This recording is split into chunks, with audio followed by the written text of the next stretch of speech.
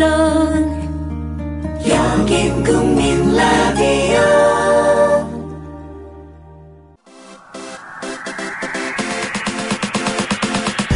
김선 김남은의 시사람요.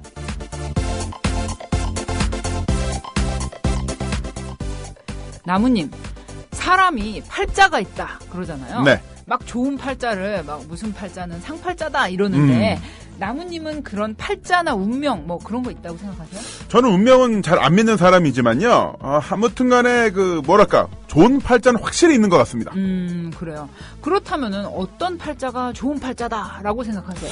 아무래도 인간으로서 정말 좋은 팔자다 하면요. 우리 대통령님이 막 떠오르네요. 박근혜 대통령요? 왜요? 그러니까 뭐 그분도 그렇습니다만은 뭐 대단한 분이죠. 박근혜 대통령도 뭐 대통령이 딸인데 지금 또 대통령. 뭐 게다가 그 대통령 되기 전에 그분이 여러 가지 하겠다고 약속하신 것들 있잖아요. 복지라던가 보육이라든지. 그런데 그런 거 하나도 안 지켜도 지지율은 무려 40% 콘크리트 지지율. 이러니까 정말 팔자가 좋죠. 아 진짜 듣고 보니 그렇네요. 그런데 또 게다가 나라 안에 뭔 일 터졌다 하면 뭐 이탈리아다 미국이다 외국 나가시면 되니까 대통령님 진짜 팔자 짱 좋으신 것 같아요. 완전 좋습니다. 그리고 또 한 분 계시죠. 전 재산을 사회에 헌납한다고 했던 이명박 전 대통령. 이분이 재산 헌납과 장학사업을 하기 위해서 만든 청계재단이 장업사업은 거의 하지 않고 있다고 합니다. 청계재단이요. 이명박 대통령의 부채 30억 원을 인수하고 빚까지 냈는데 그거 갚느라고 장학금 규모를 계속 줄이고 있었다는 게 이번 국정감사에서 밝혀져서 논란이 되고 있죠. 아니 재산 기부해서 생세금 본인이 다 내고 그러니까 광은 본인이 다 판 거 그렇죠. 아니야. 그런데 그 빚은 또 자기 빚은 자기가 그 기부한 재단이 갖고 그렇죠. 있고. 참 여러 가지로 이분은 우리 전직 각하께서는 끊임없이 대단하신 분입니다. 짱짱맨. 팔자 짱. 짱짱맨. 우리도 언제 그렇게 팔자 좀. 그러니까요.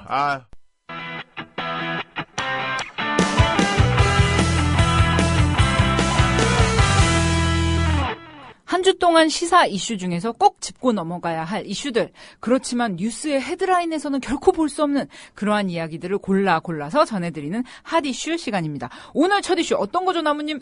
네, 그렇습니다. 어느 신문사 기자의 이직 사건이 큰 이슈를 끌고 있는데요.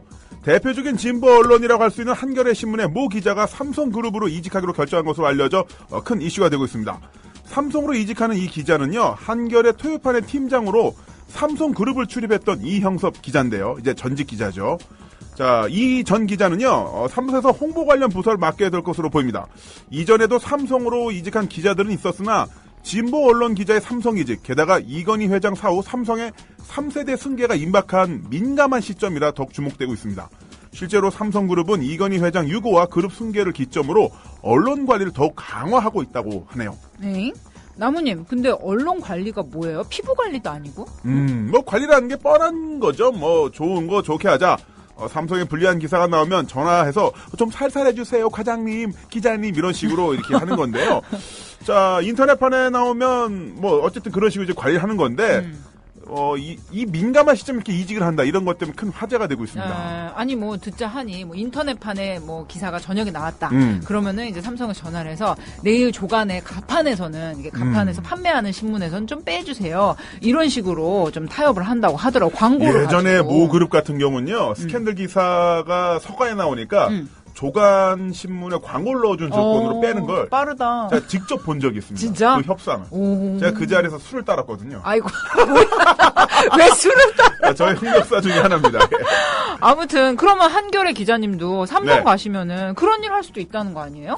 네, 뭐 뻔한 거죠. 뻔한 건데 사실 직업 이전의 자유는 누구나 갖고 있습니다. 갖고는 있긴 합니다만은 자신이 출입했던 그룹으로 바로 그렇게 이직을 한다는 거 아무래도 직업윤리 차원에서 비판받아야 될 지점이 있는 게 아닌가라고 이야기를 듣고 있죠. 특히나 진보 언론 기자가 기업 이상 힘을 가진 삼성으로 바로 들어간다는 거 이거 좀 뭔가 좀 괜찮은 결정이 조금 더 생각해봐야 될 일이 아닌가 싶네요. 그렇죠. 에볼라 치료를 위해 의료진을 꼭 보낸다는 정부. 이거 웬일입니까? 지난주에 아셈 회의에서 박근혜 대통령이 이런 말 했죠. 아프리카 에볼라 피해국에 우리나라의 보건 인력을 파견하도록 결정하였습니다. 성대모사죠. 근데 어설픈데 좀 괜찮지 않아요? 나 열심히 연습해서 좀 우리 언니 성대면서 해보려고. 아까 카페에서 뭐 하고 있더니 막. 이거 연습하고 있었어. 아무튼 여러분 많이 성원해주시면 제가 열심히 연습해서 더 발전된 박언니의 그 성대모사 보여드리도록 하겠고요. 아무도 요청하지 않는데 막 네. 스스로 막 하고 있어. 아무튼 다른 자리도 아니고 세계 각국의 정상들이 다 모인 아셈 회의에서 결정하였습니다. 이렇게 하시니까 아 진짜 이거 무게가 있는 말씀인데요. 네. 아니 근데 에볼라가 뭐 다른 게 아니잖아요. 급속도로 확산되는 치사율 높은 전염병. 그런데 이런 전염병 발병국에 의료진을 파견한다니 참 걱정이 됩니다. 이 발언 이후에 보건당국이 정말 바빠졌습니다. 보건당국에서는요 100% 민간 자원봉사자로 이 인력을 채운다고 하는데요. 과연 어떤 이들이 자원봉사자로 갈지 네. 현재까지 에볼라 환자 중에 발병한 환자 중에 5%가 환자들을 치료하던 의료진이라고 합니다. 지금 부산에서는 ICT 전권회의 이런 것도 열리고 있는데 에볼라 발병국 국가의 대표단은 불참한 상황이긴 해요. 아무튼 불안감은 높아지는데 네. 한편 SNS에서는요 오늘 보니까 에볼라 의료봉사단 희망자 명단이 돌고 있는데 명단 한번 볼까요? 네, 그렇습니다. 에볼라 의료전단 선발대 단장은요, 이명박 전 대통령. 아마 에볼라 바이러스도 이분은 피해갈 거야. 피해갈 거야. 내가 걸려봐서 아는데. 그렇죠. 부단장은 원세훈 전 국정원장, 방송지원팀은 김재철 전 MBC 사장, 엔터테인먼트 담당은 딸에게 미안하다고 했던 고승덕 전 교육감 후보, 적십자 지원 단장으로는 역시나 김성주 적십자사 총재 등이 물망에 오르고 있습니다. 리스트 너무 끝내줘. 맞아요. 어떡해. 꼭 가셨으면 좋겠어요. 여기 언급된 분들 전부 다 요즘 네. 최근에 한 건씩 다 하신 분들인데요. 너무 그 성함들이 쟁쟁해서 눈 뜨고 볼 수가 없어. 맞습니다. 그 에볼라가 창궐한 나라에 이런 분들 보내자는 건 좀 독한 농담이긴 한데 그만큼 민심이 방영된 거죠. 그러니까요. 꼭 가셨으면 좋겠어요. 꼭 가셔요. 네가 가라 에볼라. 노태우 정부 때 청와대 경제수석을 지낸 경제학자이자 법학자 그리고 지난 대선 때 새누리당 비상대책위원장을 지냈던 김종인 씨 기억하시죠? 당시 박근혜 후보가 대표적 공약으로 내세웠던 경제민주화의 상징과 같은 인물이었는데 경제민주화가 받아들여지지 않고 역할을 못하게 되자 새누리당을 떠났습니다. 최근 프레시안과 인터뷰에서 자신이 한때 과욕을 부렸다. 국민들에게 미안하다고 박근혜 당선에 일조한 데 대해 사과를 했는데요. 뭐야? 요즘 사과 러시다.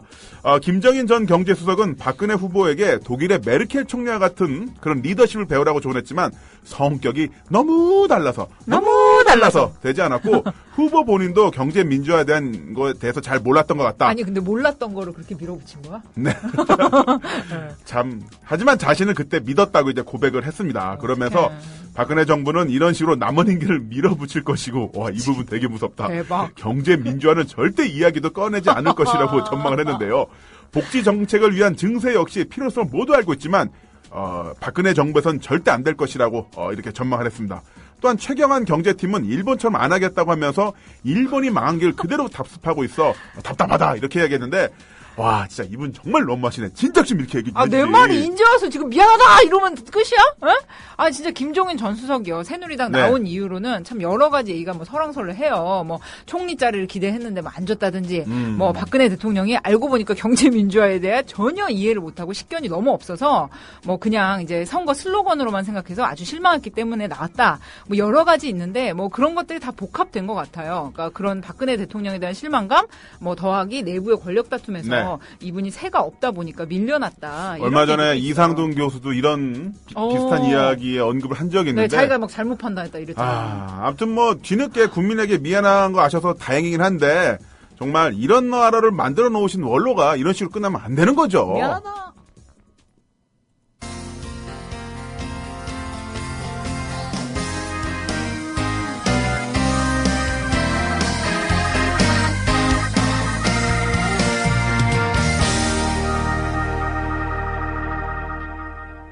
기본적인 것들이 참 귀해지는 요즘입니다. 세월호 참사로 우리는 기본적인 안전의식이 흐려질 때 어떤 비극이 벌어지는지를 목격했죠. 그리고 참사 170여일이 넘어가는 지금 어떤 사람들은 애도와 슬픔에 빠져있는 유가족을 향해서 이제는 그만하자고 합니다. 가족을 잃은 이들에 대한 인간적인 연민이나 공감을 느끼지 못하고 있는 그런 행동들이죠. 그리고 얼마 전에 우리는 사법정의가 철저히 무너진 현장 목격했습니다. 바로 원세훈 국정원장에 대한 판결이 그것인데요. 정치 개입은 맞지만 선거 개입은 아니다. 이런 희대의 명판결이 나왔죠.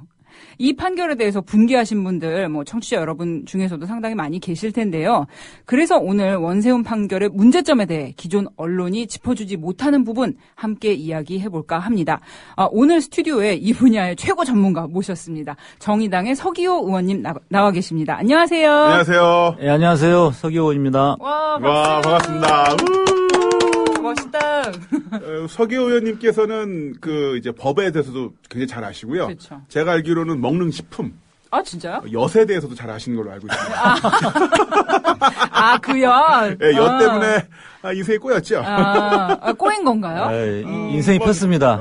핀 건가요? 예. 폈다고 우기시는데요. 저랑은 한 1년 반 만에 뵙는 건데요. 오. 1년 반년 전에, 1년 6개월 전에 한겨레 TV에서 뵌 적이 있고, 또 이제 지금은 여기서 또 뵙고. 그러니까, 재회가 근데 이제 만나는 게 SBS, MBC, SBS 여기가 아니라 한겨레와 국민TV 왔다 갔다 한다는 거. 어떻게. 어떤 분인지 아실 겁니다. 그렇죠. 예, 다 이제 그 나물에 그 밥, 그물이 그물. 우리 네. 지상파에서 우리 한번 만나야 되는데. 그러니까요. 우리 고발 프로에서 만나지 말고요. 그치. 그런 거 말고 이제. 제가 그때 김남우 씨 만나가지고 되게 인상이 깊었어요. 이렇게 네. 프로레슬러셨다고 하는데 말씀을 굉장히 재밌게 하시더라고요. 또 예. 개그맨 같아가지고. 그 이제 예전에 조선시대에 태어났으면 저 같은 사람을 별인이라고 해서. 별인. 예, 그러니까 좀 특이한 사람, 죽였어요. 왜, 안정을 일으킨다고. 왜 덩치 크고 좀 색다르게 생긴 그러니까 거는. 그런 사람들 실제로 잡았습니다. 진짜? 처벌을 했는데 또 이제 판사님 앞에 있으니까 저의 그 무릇한 흑역사가 그 얘기는 또 이제 방송 안 나올 때 방송 끝나고 이제 말씀드릴게요. 궁금하다. 저도 사실 별인에 속하죠. 예. 왜요? 현직 판사가 그 지하방송 낙곰수 듣다가 각하빙년 욕했다고 대통령 욕하다가 잘리고 네. 그러다가 또 국회의원 되고 참 독특한 삶을 살고 그러니까 있습니다. 여기 저도. 9층에 6층에 있는 김용민 국장이 나쁜 사람이야. 도대체 몇 사람을 인생을 이렇게 꼬이게 만든 거야, 진짜. 진짜 우리가 게스트 모시는 분들 중에 보면은 다 그 낙곰수 계기로 해서. 그래가지고 이렇게. 김용민 국장 때문에 인생에 꼬여서 그치. 여기까지 왔다. 그러니까 평탄하게 잘 가시다가 괜히 그 방송 들어가지고 이제 인생 파란만장해지고. 맞습니다. 그런 분들 많아요. 아무튼. 자, 그런데 그만큼 또 우리 서기호 의원님께서 판사실에 또 그런 행동을 하셨고 또 그 이후에도 멋진 행동을 하시기 때문에 그럼요. 또 많은 우리 시민분들이 응원을 보내주고 계시잖아요. 그렇죠. 또 국민 판사 그런 칭호가 아무나 그렇죠. 얻어지나요. 또 아무튼. 그런 상황에서 아까 김선님이 말씀하신 것처럼 말도 안 되는 판결이 나오니까 우리가 진짜 법률 전문가, 진짜 뭔가를 제대로 이야기할 수 있는 사람을 찾기 위해서 서기호 의원님을 저희가 어렵게 모셨고요. 국정감사 기간이지 않습니까? 제 말이요. 네, 우리 이런- 국정감사 기간에 우리 국회의원 호출하는 우리 이런 방송. 이건 우리 김선 씨가 그 아들과 딸 떡볶이를 굉장히 많은 양을 그 저쪽 서 의원님 비서실 쪽에 투여를 했다는 아들과 딸 떡볶이. 그 아딸 떡볶이. 아니야. 나 커피 한 잔 산 것밖에 없어요. 하여튼 그렇습니다. 그렇습니다. 그래서 오늘 이렇게 서기호 의원님 모셨는데요. 의원님, 요즘 국감기간이라 바쁘신데 어떻게 이렇게 또 출연을. 이 프로그램이 굉장히 중요한 프로그램이잖아요. 유명하다고 하더라고요. 정말요? 김남훈의 시사남녀. 예. 감사합니다. 사실 최근에 들었습니다. 이제 앞으로 크게 될, 프로입니다. 그래서 오늘 이제 국감기간 질이 없는 날, 이렇게 자료조사하면서 이제 네. 의원실 계시는 날인데, 이렇게 특별히 나와주셨고요. 요즘 이제 의원님 국감 중인데 국감 쟁점으로 요즘 뭘 밀고 계신지, 의원실에서. 예, 우선 대법원에 대해서는 이제 원세훈 판결을 중심으로 해서 이제 사법부의 독립이 무너지고 있는 부분에 대해서 지적하고 있고요. 네. 그다음에 이제 어저께 법무부 국정감사였는데 이제 사이버 검열 사태 그 부분이 지금 쟁점이고요. 내일은 또 감사원인데 아이고. 감사원에서 이번에 세월호 감사 결과를 발표를 했는데 네네. 청와대 감사를 쏙 빼놨어요. 아. 예, 그 부분에서 집중적으로 질의할 예정입니다. 네. 또 다 어려운 것만 건드리고 계시네요. 아주 권력의 핵심 법원. 그러니까 초선 의원에게 이런 거 감사원. 던지는 거 정의당 너무한 거 아니에요? 정의당이 아주 이제 능력들이 그러니까 출중하셔가지고. 청와대, 감사원, 법무부 이거는 거의 격투기로 치자면 데뷔 전부터 효도르랑 싸우라고 하는 건데. 데뷔 전부터는 지금 초선 의원이 지금 초선 의원한테 초선인데, 사실 좀 효도르랑 약간 싸우고. 어깨가 좀 효도르랑. 무겁습니다만은 근데 또 저희 정의당이나 또 제 자신의 특징이 별로 그 권력에 제가 특별히 죄진 게 없기 때문에요. 그냥 잡아갈 테면 잡아가라는 식으로 하는 거죠. 그냥. 네. 잡아갈 테면 잡아가라. 요즘 고문도 없고 그러니까 없나? 정말? 잘 모르겠어요. 우리 한번 확인해 볼까? 네. 그래서 석 의원님 모신 거는 그 원세훈 국정원장에 대한 우리 정말 역사의 길이 남을 명판결 나오지 않았습니까? 참 많은 분들이 그 판결 당일날 어처구니 없어 하는 그 반응들이 SNS에 막 넘쳐났어요.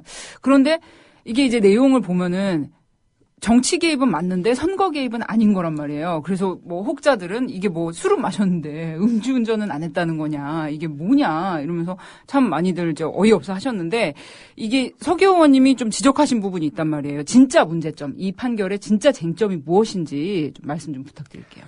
예, 이제 저는 이제 판결문을 다 하나하나 이제 정독을 해봤어요. 그러다 보니까 이제 판결문 작성 방식의 문제점들이 이제 저는 눈에 보이는 거죠. 제가 판사였으니까. 네. 같은 판사로서 내가 판결을 썼다면 이렇게 썼을 텐데라는 생각에 분석을 해보다 보니까 이 보통 무죄 판결문을 쓸 때 특히 공모 공동 정범으로 기소가 됐거든요. 네. 이 사건이. 쉽게 말해서 조폭 두목이 이제 조직원들한테 쟤네 혼 좀 내줘라, 이렇게 이야기했는데 조직원들이 상해를 가했단 말이에요. 네.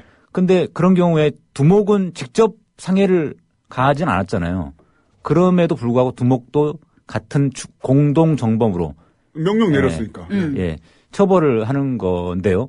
여기서 문제는 조폭 두목이 상해를 직접적으로 지시하지는 않았다는 겁니다. 그렇게 이제 두목이 빠져나가겠죠. 이렇게 변명을 하겠죠.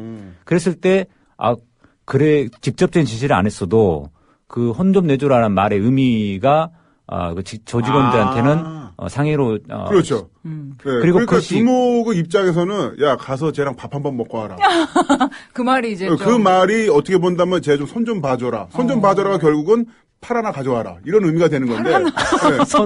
손을 봐주라는데 팔을 가져와요. 네, 그러니까 맞아요. 그런 식이었는데 형님 조금 많이 가져왔습니다. 그거를 이제 판결문에 따르면은 조폭 두목이 쟤를 어디로 끌고 가서 감금시키고 2시간 정도 다구리를 친 다음에 네, 뭐 뭘 하나 쳐요? 끊어와라. 네. 이렇게 구체적으로 이야기를 안 했으니까 공동정범 아니다 이렇게 얘기했다는 거죠. 그렇죠. 그러니까 이 판결문을 보면 원세훈이 정치 관여에 대해서는 구체적이고 직접적인 지시를 했지만 네.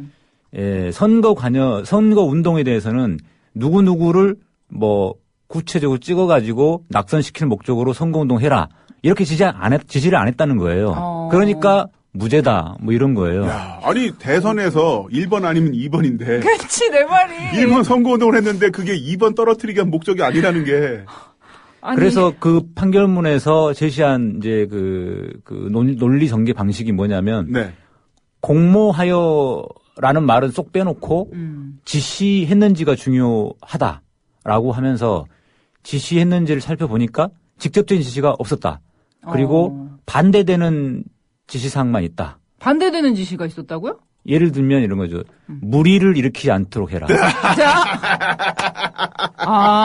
무리를 일으키지 않도록 해라를 반대되는 지시라고 해석을 한 거고. 그것을 선거운동을 하지 말라는 지시로 재판부는 해석을 해가지고. 야, 어머나. 그거는 텔레비전 주말 드라마에 나오는 그 인상 팍 쓰는 조폭 두목만 보더라도 야, 쟤랑 같이 가서 손 좀 봐줘. 그리고 조심해. 조심해. 이 조심해가 그치. 이게 들키지 말라는 거거든요. 네. 경찰한테 들키지 말라는 얘기지. 그거를 뭐 하지 마. 너희 그런 행동 하지 마. 이게 빈스 아니잖아요. 가서 스테이크 사주면서 곱게 이해하기에 그런 의미가 아니잖아요. 그렇죠. 이번에 국정원 직원들이 자기가 국정원 직원이라는 걸 안 밝히고 네. 일반인인 것처럼 가장해서 했잖아요. 네. 선거운동을 했는데. 그러니까 그거 들키지 말라는 거죠. 선거운동으로 들키지 말라는 그런 취지로 우리는 해석할 수밖에 없는데, 그 이범균 부장판사는 그거를 선거운동을 금지하는 지시로 해석을 했어요. 무리를 일으키지 말아를.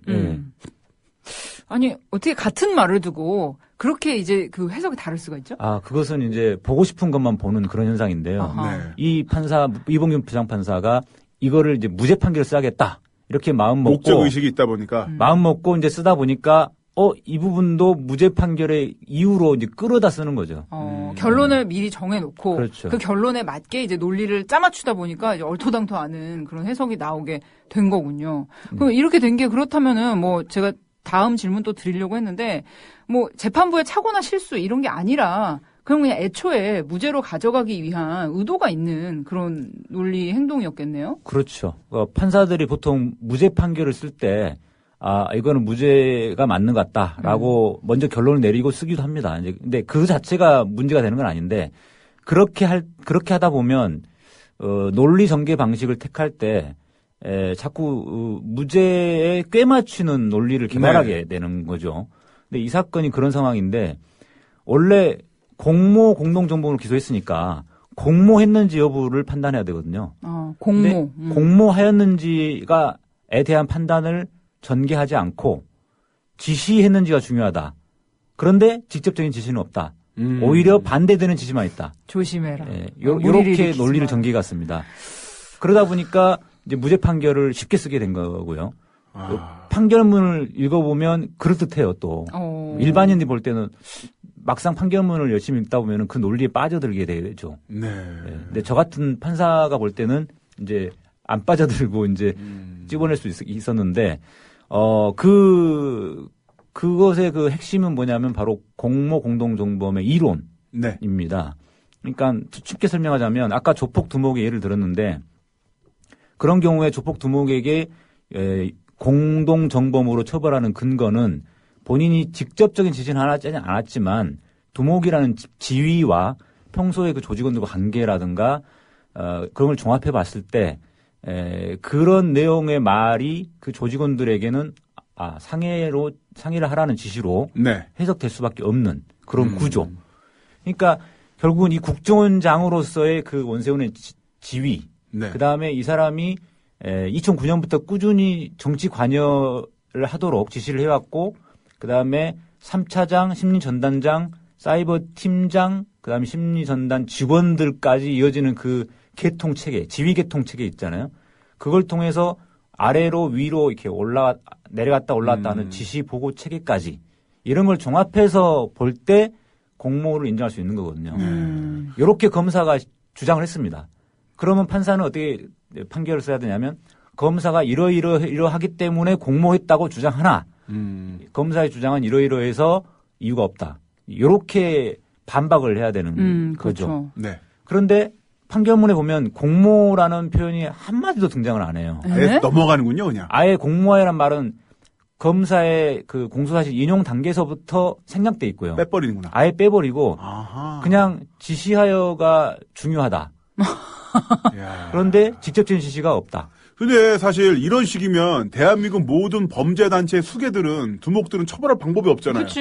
네. 그렇습니다. 지금 그러니까 이범균 부장판사는 조폭 두목에게 무죄를 선고한 거예요. 왜냐면 이런 식으로 하면 대한민국 어느 조폭 두목이며 범죄단체 두목이 내가 이 칼을 줄 테니까 7시 반에 신촌 현대백화점 뒤에 있다가 지나가는 K모 씨를 칼로 등에서 찔러. 그리고 경찰에 눈을 피해서 도망가라고 이렇게 지시 안 하잖아요. 제 손 좀 봐줘. 그게 정말 손금 봐줘라는 의미로 되는 거고, 쟤랑 같이 땅 좀 보고 와라. 그러면은 부동산 투자로 다 하였습니다. 땅 좀 보고 그래. 이렇게 돼 버리니까 이게 그러면은 아무런 아주 그 한국 그 조직 범죄 이 분야에 아주 네. 그 엄청난 판례로 남기는데요. 면죄부를 완전 주는 이게 거고. 뭐죠? 어떻게 되는 거예요? 말도 안 돼요. 원래 공모 공동 정범이란 이론 그리고 거기에 대한 판례가 굉장히 많아요. 이 네. 사건이 많아서 그게 굉장히 많이 축적되어 있는데 이번 사건은 이제 그 조폭 두목의 사건을 예를 들어서 보통 많이 설명하고 그래서 대부분의 판례가 축적됐는데 이번 국정원장의 사건을 통해서 그 공모 공동정범 이론 완전히 무참히 깨져버린 이론이 무너졌군요. 이론이 무너졌습니다. 근데 정말 이명박 정부 이후에 검찰에 대해서는 정치 검찰이라는 비판이 굉장히 많았었잖아요. 상대적으로 법원에 대해서는 그래도 공정할 것이라는 기대가 좀 있었는데. 그렇죠. 그래도. 네. 근데 요즘 상황에서 원세훈 판결을 비롯해서 몇 건의 판결들을 보면 이거 진짜 아까 말씀하신 것처럼 대법원에 지금까지 축적됐던 모든 판례를 무너뜨리는 그런 것들이 나오고 있는데 요즘 의원님은 최근에 법원에 대해서 어떤 시각 갖고 계신지 정말 궁금하거든요. 예, 저도 이번에 원세훈 판결 보고 깜짝 놀랐는데요. 이제 기존에 그 김용판 판결문은 그건 제법 길었어요. 108페이지나 되고 그 나름대로 그 논리가 제법 충분하게 있더라고요. 다만 권은희의 진술을 믿을 수 없다. 이 부분은 정말 이해할 수 없었던 거죠. 왜냐하면 고발자 판사께서 108번에 네. 빠졌기 때문에. 예, 108페이지를 쓰다 보니까. 번뇌에 빠지셨어. 왜냐하면 이것 때문에 큰일 날 수 있거든요. 근데 요번에 원세훈 판결은 무죄 판결 부분이 24페이지밖에 안 돼요. 아, 그래요? 그리고 유죄 판결 부분 160페이지가 넘습니다. 그러니까 피고인과 변호인의 그 무죄 주장에 대해서는 굉장히 설득력 있게 쓰다 보니까 길어졌는데 검사가 주장한 선거운동 부분에 대해서는 그 시덥지 않은 주장이니까 그냥 대충 그냥 써버린 것처럼 너무 간단하게 쓴 거예요. 그러니까 세울 논리가 없었던 거죠. 그러니까 이제 공모하여 부분을 판단하다 보면 길어지고 특히 이제 원세훈의 지시사항 중에 이런 게 있거든요. 대선이 다가오는데 2012년 2월 달 지시사항입니다. 종북 좌파 세력들이 집권을 하려고 하니까 확실하게 대응을 해야 된다. 이런 표현이 있어요. 이 표현이야말로 이 표현을 직원들이 들었을 때는 이거 선거운동 하라는 취지구나. 네. 대선에서 야당, 종북 좌파로 지칭되는 야당이 집권을 하려고 하는데 그걸 막으려면 확실하게 대응하려면 어떻게 해야 될까요? 선거운동. 낙선 선거운동을 해야 되잖아요. 네. 그냥 적당히 정치관여에 해당되는 글만 한다고 해서 그게 집권을 저지할 수 있을까요? 확실하게 대응하려면 확실하게 선거운동을 해야죠. 그래서 그렇게 직원들은 이해할 수밖에 없는 부분. 그러니까 이 부분은 직접적인 선거운동 지시는 아니지만 간접적인 선거운동 지시는 되는 거거든요. 그래서 간접적인 선거운동 지시 부분에 대해서도 공모하여라는 범위에서 같이 판단해 줘야 되는데 그 부분이 빠져 있어서 저는 굉장히 놀라웠습니다. 근데 이 사건 판결이 왜 나왔을까를 생각해 보니까 이범균 부장판사가 공교롭게도 이 양승태 현 대법원장이 대법관 시절에 재판연구관 했었어요. 재판연구관이요? 그러니까 쉽게 말하면은 대법관이 혼자서 다 그 판결을 다 할 수 없기 때문에 도와주는 보좌관 비슷한 사람도 있는 거죠. 보좌진을 우리가 이제 전속재판연구관이라고 해요. 3명이 있습니다. 근데 전속재판연구관을 판사들은 뭐라고 부르냐면 따까리? 산업이라고 부릅니다. 산업이. 따까리네요. 네, 따까리 같은 건데요. 대충 분위기가 좀 짐작이 가는데요. 예. 산업이 하니까. 그러니까 판사들이 왜 그런 산업이라는 그런 좀 격이 떨어지는 표현들을 쓸까 생각해 보면 그만큼 많이 예속되어 있다는 거고요. 예, 이게 판사들끼리는 동등한 관계일 것처럼 보이는데 그렇지 않습니다. 부장판사와 배석판사 사이는 연수원 때 스승과 제자의 관계로 다시 만나는 경우가 많고요. 그 다음에 이제 단독판사와 법원장 관계도 그렇고, 그 다음에 대법관과 전속재판연구관 사이에서도 약간의 스승과 제자 관계가 형성돼 있어요. 나이나 경력 차이가 좀 그만큼 많이 나고요. 그러다 보니까 이제 그렇게 약간 예속되어 있는데 그렇게 전속재판연구관을 한 2년 하다 보면은 이제 그 대법관의 성향이 좀 따라가게 되는 경향이 좀 있죠. 그러니까 한마디로 양승태 맨이 되는 거예요, 좀. 근데 그런 분이 작년 2월 달에 그 선거전담재판부에 배치가 됐어요. 왜 그 사람이 하필이면 배치가 됐을까?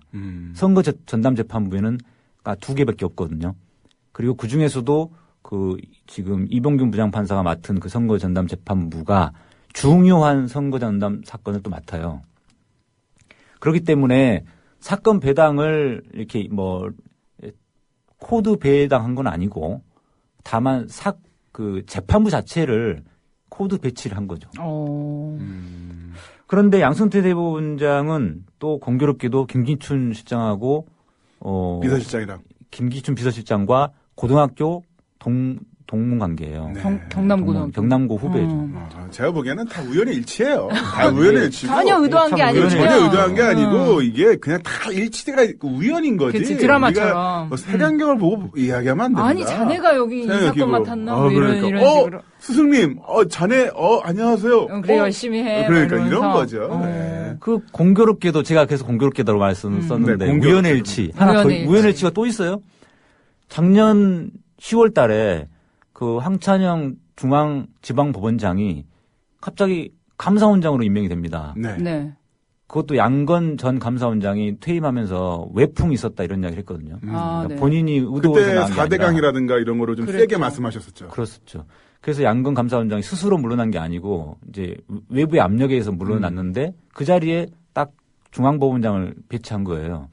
그게 굉장히 이례적인 거죠. 아주 이례적인 거죠. 왜냐하면 그 전에 이제 대법관을 감사원장으로 임명하는 경우는 있었어요. 네. 이제 그거는 뭐 대법관급이니까 뭐 그렇다 치더라도 그것도 사실 김황식 문제인데. 전 총리가 감사원장 했었죠. 김황식 전 감사원장, 그러니까 그 김황식 전 대법관이 감사원장으로 됐다가 다시 또 국무총리로 됐었죠. 그러다가 서울시장 후보로 나가서 미끄러지고. 근데 그때도 사실은 문제가 많았습니다. 대법관을 사법부의 독립을 지켜야 될 대법관이 행정부의 그 감사원으로 옮긴다는 것 자체가 원래 삼권 분립이잖아요. 이 삼권 분립이 무너진 거죠. 그냥 왔다 갔다 하잖아요, 지금 다. 이명박 대통령이 그 선례를 남겼는데 박근혜 대통령이 그거를 본받아가지고 그거보다 더 나아가지고 대법관보다도 더 밑에 있는 서울중앙법원장을 승진시킨 거예요. 그것도 행정부로. 행정부의 감사원장이면은 이 헌법기관으로서 7대 뭐 권력기관이라고 네. 하잖아요. 그러니까 근데 중앙법원장이면 굉장히 법원 내에서는 굉장히 그 어떤 명예로운 직책이지만 감사원장과 비교해 보면은 한참 낮죠 오히려. 아주 그냥 고속 승진하신. 그 중앙법원장은 이제 대법관이 되지 않는 한 그냥 옷 벗고 나가야 변호사 해야 되는 사람인데 딱 대법원장, 감사원장이 되는 순간 이제 이 사람은 승진한 거잖아요. 영전한 거고. 그러고 나서 이제 최성준 부장판사가 이 방통위원장으로 또 자리를 옮깁니다. 근데 그런 일들이 두 차례 벌어지면서 법원 내에서 어떤 소문이 돌았냐면 이제 고위 법관들이 대법관이 안 돼도 갈 때 많이 생겼다. 행정부로 네, 고위직으로. 행정부로 갈 수 있는. 그러면 행정부로 가려면 어떻게 해야 되겠어요? 대통령한테 잘 보여야죠. 예, 잘 보이거나 또는 밉보이지 않거나. 잘 보이거나 또는 밉보이지 않거나. 그러면 분위기가 전체적으로 좀 이렇게 약간 그 정권 실세에 어떤 뭐 직접적인 지시가 내려오진 않겠죠. 판사들한테 뭐 어떻게 해라든지 그러진 않겠지만 좀 그냥 맞춰주는 쪽으로 분위기가 형성될 수밖에 없는. 그렇죠. 이거 딱 척하면 삼철줄 알아두시네. 네. 감사합니다. 네. 그렇게 되는군요. 이게 진짜 위험하네요. 그러니까 이명박 대통령이 그렇게 이제 네. 행정부하고 사법부의 이런 어떤 경계랄까 그런 것을 섞어버리니까. 그러니까 삼권 분립 자체가 이제 망가졌고 네. 그런 상태에서 내가 여기서 내 본분, 법관의 양심을 지키지 않아도 약간 살짝 시류에 영합만 해도 출세할 수 있어. 어마어마한 출세를 할 수 있다. 장난 아니네요. 아무튼 그래서 이 판결, 법원의 분위기는 그렇고, 그런데 이제 법원의 분위기에 대해서 또 이제 궁금한 게, 이 판결 직후에 그 성남지원 김동진 부장판사라는 분이 이제 코트넷에 이 판결에 대해서 지록위마의 판결이다. 이러면서 엄청나게 비판하는 글을 올리셨단 말이에요. 굉장히 수위가 셌는데, 이 다른 판사가 판결한 것에 대해서 이렇게 판사들끼리 코멘트하는 것이 공개적으로 이게 좀 흔한 일은 아니죠. 예, 거의 없는 일인데요. 그만큼 이 김동진 부장판사는 이 원세훈 판결에 대해서 절망감을 느꼈다고 저는 생각이 들더라고요. 사법부 독립이 무너졌다는 그 절망감의 토로가 아니었던가라는 생각이 들었고요. 그만큼 이 원세훈 판결이나 작년에 있었던 그 감사원장 임명 그 사건들을 보면서 법원에는 이제 두 가지 기류가 생긴 거죠. 한쪽 부류는 이제 우리도 좀 이렇게 이 출세길이 더 넓혀졌다. 잘 됐다. 이렇게 환영하는 분위기가 고위법관 쪽에서 주로 있었고요. 이제 평판사 쪽에서는 이게 이제 완전히 사법부 독립이 무너지기 시작했다. 이거 좀 심각하다. 그런 기류가 이제 있었는데 지금 말씀하셔서 막 손을 떨면서 이야기하고 있어요. 이게 너무 심각하니까. 그러니까. 근데 우리 김동진 판사는 징계를 받게 될 것 같은데 여기 또 징계 전문가시잖아요. 징계 전문가. 엿 전문가, 징계 전문가, 법 전문가. 예. 저는 이제 그 당시에 10년 기간에 걸려 있어가지고 재임용 기간. 그러니까 저는 그 당시에 제가 재임용 심사 대상자인지도 몰랐어요. 10년에 한 번인데 신경을 안 썼어요. 제가 알기로는 그 당시에 우리 판사님께서는 그 여러 가지 평점에서도 다 우수했었고 또 10년에 한 번 걸려가지고 떨어지는 판사분이 거의 없는 걸로. 그렇죠. 없는 거 알고 있는데 형식적으로 좀 하는 거의 거 준형식적인데 아주 제대로 걸리셨어요. 그렇기 때문에 제가 재임용 심사 기간이라는 거를 의식을 못했어요. 형식적인 절차기 때문에. 네. 그런데 이제 그 각하빅엿을 이유로 저를 이제 재임용 심사에 탈락시켰잖아요. 그러니까 저는 되게 황당했던 거죠. 근데 그렇기 때문에 저는 원래 같으면 저도 징계 청구 정도 했겠죠. 예를 들면은. 10년에 안 걸렸다면. 예, 10년에 안 걸렸다면. 근데 징계 청구도 없이 그냥 바로 딱 잘려버리니까 너무 황당했었는데 이제 이 김동진 부장판사. 처음이었어요. 그러니까. 그렇죠. 그래서 나오신 국민들이 분은 봤어. 굉장히 놀라웠었죠. 예. 그래서 저는 징계 전문가는 아니에요. 예. 징계를 받지 않았기 때문에. 그냥 잘리시고. 그냥 단번에 잘렸을 뿐이죠. 단번에. 단칼에 효소해. 단칼에 잘렸을 뿐이지. 예. 저작거리에 징계를 받은 적이 없습니다. 근데 김동진 판사는 뭐 10년에 걸렸다 이런 얘기는 없거든요. 그러면 그분은 어쨌든 지금 징계는 예. 뭐 받으실 것 같은데. 그분은 지금 10년 그 기간이 아니고요. 이미 지나신 분이어서 그건 관계없는데 이제 징계 청구가 됐기 때문에 징계를 받겠죠. 그럼 뭐 네. 징계 어느 정도로 나올지 저도 예상은 못 하겠는데 이제 뭐 최소한 잘리지는 않으시겠죠. 예, 법관 징계법에 따른 징계 청구에서는요. 그 잘리는 게 없어요. 그러니까 정직 처분, 업무를 정지시키는 정직 처분이 제일 중징계고 판사에 대해서는 해임이나 파면, 뭐 면직 이런 거를 징계 청구로는 못 하고 탄핵에 의해서 파면되는 경우는 있습니다. 근데 그거는 경우 실제로는 발생하지 않죠. 그거는 왜 그러냐면 법관에 대해서는 그만큼 신분 보장을 해준다는 거예요. 예. 또 재판의 독립을 유지를 해줘야 되니까 보장을 해줘야 되니까 무슨 판결 잘못했다고 예를 들어서 뭐 징계해가지고 뭐 파면시키고 이러면 안 되니까 정직 처분까지만 하도록 돼 있는 거죠. 또 어쨌든 지금은 이 상황 때문에 어떤 형태든 징계를 받거나 또 징계를 안 받더라도 이분 등에는 나름대로의 주홍 글씨가 새겨진 거잖아요. 그렇죠. 좀 튀는 애. 그렇죠. 지금 뭐 그냥 뭐 징계는 여분 넘어가도 하더라도 좀 힘드시겠네요. 그러니까 편하지는 않겠죠. 그렇겠죠. 근데 뭐 각오하고 올리셨을 것 같아요. 네, 글을 보니까 아시겠죠. 뭐 엄청 세시던데 아무튼 근데 참 이렇게 그 입법부 행정사법 이렇게 섞는 이런 분위기 인사로서 어떻게 다 쥐고 흔들려는 이런 것을 보면은 지금 우리가 드러난 현상은 원세훈에 대한 이런 말도 안 되는 판결 내용이지만 그 뒤에는 이제 연결되어 있는 계속 이렇게 사법부 독립을 훼손하는 그런 것들이 몇 년째 이제 이명박 박근혜 정권 통해서 이어져 오고 있다는 말이죠. 정말 잘하는 것 같아요. 어떤 측면에서 본다면 그 악의 효율성이나 측면에서 본다면은 그럼요. 참 잘해 먹어. 그 권력을 이거를 어떻게 나눠 먹는 것도 아니고 이동만 시키는 거죠. 이동만 시키면서 스스로 이제 충성할 수 있는 사람들을 그 지남철에 쇳가루가 붙듯이 딱 따라올 사람 따라오고 따라오면은 뭔가 또 다른 찬스를 준다. 이제 지금 언론 장악한 거 보세요. 말 안 들으면은 해직시켜버리고. 해직시고. 그리고 이제 뭐. 말 잘 듣고 좀 빨아주면은 국회의원 전국구 꽂아주거나 그치. 무려 총리 시켜주고. 그리고 이제 좀 말 잘 들어? 그러면 이제 돈으로 주고. 그리고 뭐 사법부? 뭐 우리가 이제 좀 해먹고 싶어. 그러면은 자리로 이렇게 하는. 그렇게 참 박근혜 대통령의 최근 그 언사를 보면은 뭐 본인에 대한 모독이 도를 넘고 있습니다. 뭐 이런 것처럼 자신이 곧 국가라고 생각하는 것 같아요. 그리고 또 기본적인 민주주의 원칙조차 무시하는 발언 참 요즘 많이 나오는데 저는 굉장히 올해 초에 좀 충격이었던 게 그 국회에서 김한길 대표랑 그때 당시 새민영 김한길 대표랑 만나서 한 얘기가 그 검찰총장 혼외자 의혹 나왔을 때 말이에요. 김한길 대표가 그거에 대해서 항의했더니 여당 검찰총장 문제에 왜 야당이 간섭하세요? 이런 취지로 얘기를 했단 말이에요. 여당 가로 열고 검찰총장. 검찰총장 여당 거야. 내가 꽂았으니까 내가 임명했으니까 이게 여당 거. 진짜 이런 상황에서 대통령의 의식이 이렇고 정말 모든 뭐 이제 정부 고위층들이 이런 분위기에 이제 수긍하는 분위기에서 법관들이 양심에 따라 판결하기 정말 어려울 것 같아요. 예, 그래서 요번에 제가 대법원하고 서울중앙지방법원 국정감사 때 그런 이야기를 했어요. 김동진 부장판사에 대한 징계를 함에 있어서 과거에 2009년도 신영철 대법관에 대해서는 징계를 안 하면서 왜 여기는 또 징계를 하느냐. 형평이 안 맞다. 그때 신영철 대법관이 촛불 집회 재판에서 개입한 행위야말로 정말 재판의 공정성을 심각하게 해쳤고 법원에 대한 신뢰를 무너뜨린 사건이거든요. 그런데 이번에 김동진 부장판사에 대해서는 그런 문제를 이유로 징계 청구를 했다는 거예요. 정말 진짜 징계해야 될 사람은 징계 안 하고 또 징계를 안 해야 될 사람이 또 징계 받는. 그리고 서기호 의원께서는요, 그 검찰이 포털을 실시간으로 감시하고 있다는 문건도 입수해서 공개를 하셨잖아요.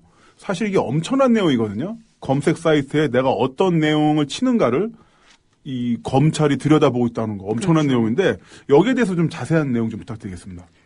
예, 어제 법무부 국정감사 때 그 검찰의 내부 회의 자료를 제가 공개했습니다.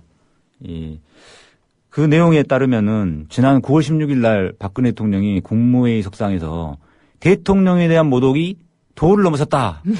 이렇게 말씀하셨잖아요. 그러니까 도를 바로 넘어섰으면 레가 되는 건가요? 그래서 진짜. 정말. 편집. 뭘 편집해 그냥 나. 네. 이틀 후에 검찰이 이제 회의를 소집했어요. 아, 빨라요. 이틀. 정말 빠르죠. 네. 예. 황교안 법무장관 지시로 회의를 소집해가지고 이 대책을 내놨습니다. 대책을 내놓는다는 게 이 사이버 검열을 이제 공식화한 거죠. 그 전부터 해왔는지도 모르겠어요. 근데 공식적으로 공식화하면서 또 구색 갖추기를 하려고 이 네이버, SK 커뮤니케이션즈, 그다음에 다음, 카카오톡 이 4개 업체 관계자도 불렀어요. 메이저 사사. 주요 포털사까지 불러가지고 마치 그들의 의견까지 종합해서 발표한 것처럼 발표를 했는데 나중에 알고 보니까 저희가 확인해 보니까 그 관계자들은 그때 그 사이버 검열 그거 법적으로나 기술적으로 어렵다. 네, 불가능하다. 예, 그런 반대 의견을 냈다고 반대 하더라고요. 의견을 냈는데 전혀 듣지 않고 예. 그냥 통보로 끝났다. 그쵸. 그냥 뭐 통보로 자료 끝났죠. 주고 네네. 앉아서. 통보로 끝나고 보도자료로 언론에 내보낼 때는 마치 그 4개 업체까지 다 동의를 해가지고 이런 방침이 나온 것처럼 사실 포장을 한 저도 거죠. 원래 벤처맨 출신이거든요. 못 믿겠지만 벤처 IT 사업가 벤처 출신이에요. 회사를 했었는데 이 인터넷 게시물을 실시간으로 그렇게 한다는 거는 그러니까 네이버 다음 수준에 그 설비가 떠 있어야 돼요. 네, 똑같은 게 하려야 되니까. 그지. 그러니까 아니 그 영화 있잖아요. 마이너리티 리포트 생각나세요? 거기 네. 프리크라임이라고 네. 이렇게 다 사람들의 생각이나 행동이나 이런 것을 예측해서 제가 왠지 이제 범죄를 저지를 것 범죄자일 같아. 것 같아요. 이러면 이제 잡고 그런 거잖아요. 저는 그런 게 생각이 났다니까요. 그걸 하겠다는 거잖아요. 그러니까 지금 이거 거의 하겠다는 거잖아요. 사이버상 여론 감시를 실시간으로 해서 정권의 입맛에 안 맞는 건 지우고 자기네가 다 알아서 검열하겠다는 거잖아요. 예, 방금 말씀 잘하셨는데 지우고 진짜 지우겠다고 여기 대책회의 문건에 나와 있어요. 예, 인터넷 범죄수사센터에서 운영 중인 인터넷 모니터링 시스템을 활용해가지고 모니터링 시스템. 특정 단어를 입력 검색하여 실시간으로 적발합니다. 박근혜. 예를 들면 박근혜 또는 대통령 7시간 뭐 또는 이런 거 박근혜 한 칸 띄우고 롯데호텔. 예, 그런 거를 입력을 검색해서 적발을 해가지고 그 중에 문제되는 거를 포털사에다 삭제 요청하겠다라는 건데요. 이 지워라. 이거는 법적으로 불가능한. 원래대로 하면은 이제 이용자의 신고 이런 걸 통해서 그쵸. 방통위로 올라갔다가 거기서 삭제 권고안이 나오면 그걸 포털이 접수해서 하는 뭐 이런 나름의 그렇죠. 순환 구조가 있는데 이거를 깡그리 무시하고 이제 검경이 저거 지워 하면 네 지우겠습니다. 그럼 그런 판단이나 뭐 이런 것도 검찰만 할 수 있는. 그러니까 원래는 검찰이 그런 게시물 지우는. 그러니까 원래는 그 아까 말씀하신 대로 방송통신위원회에서 심의를 거쳐서 시정명령을 하고 그러면 이제 포털사가 이제 그 부분에 시정명령 차원에서 이제 지우는데 여기 이 경우는 지금 뭐냐면 검찰이 직접 포털사에다가 요청을 하겠다는 거예요. 명령이죠. 그게 이제 여기는 협조 요청이라고 써 있는데 우리가 협조 요청이 참 들으면 좀 낯간지럽잖아요. 이게 말이 협조 요청이지. 이거를 듣는 포털사 입장에서는 강압으로 들리잖아요. 강요로. 명령이죠. 명령으로 들리고. 땅 보고 오자 이거랑 똑같은 거지. 그렇죠. 이거를 안 들으면 뭔가 그 자기네 회사에 불이익을 줄 것 같은 그런 100%. 태도를 보이면서 이렇게 하는 거니까 이게 이제 형법상 강요죄 구성 요건이거든요. 강요. 이거를 협조를 안 하면 뭐뭐에 위협을 가할 것처럼 태도를 보여.